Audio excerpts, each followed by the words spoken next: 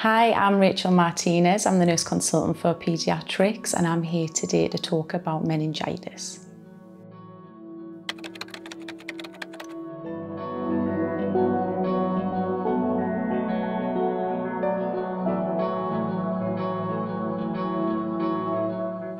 Meningitis is an infection that affects the protective membranes around the brain and the spinal cord. These membranes are called meninges. There are two different types typically caused by viruses and bacteria. So that is bacterial meningitis and viral meningitis. So symptoms of meningitis can develop suddenly. Symptoms that you should look out for include a high fever, a rash that typically doesn't go away when pressure is applied, headaches, sickness, a dislike or sensitivity to bright lights, a stiff neck, seizures and fits, or unresponsiveness and drowsiness. Sometimes these symptoms will not all often occur, so if you did have any concerns, we would always advise seeking urgent medical treatment.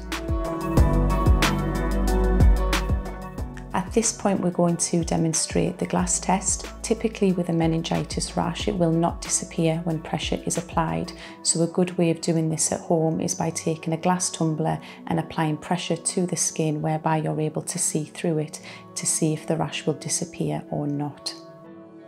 What you can do is take a glass tumbler and apply it to the skin where the rash is. Whilst applying pressure and looking through the glass, if the rash does not disappear through the glass, this could be a sign of meningitis and we would recommend seeking urgent treatment. Meningitis is spread through viruses and bacteria which are passed on from person to person, usually through respiratory or throat secretions. This can be passed on through close contact, coughing, sneezing, prolonged contact with certain individuals in the household as well. No, they are not. So they might appear quite nasty to look at, but they will not be itchy.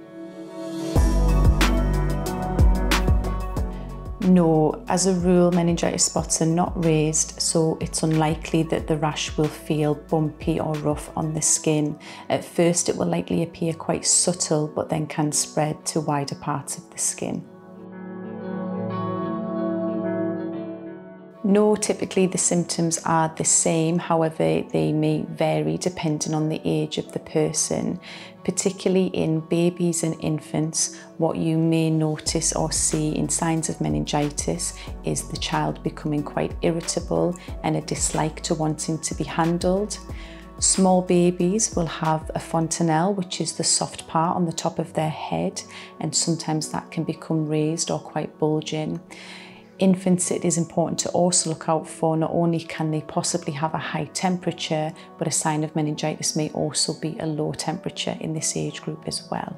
Inability to take oral feeds or a reluctance to do this in the infants and neonatal population can also be a concerning sign of meningitis.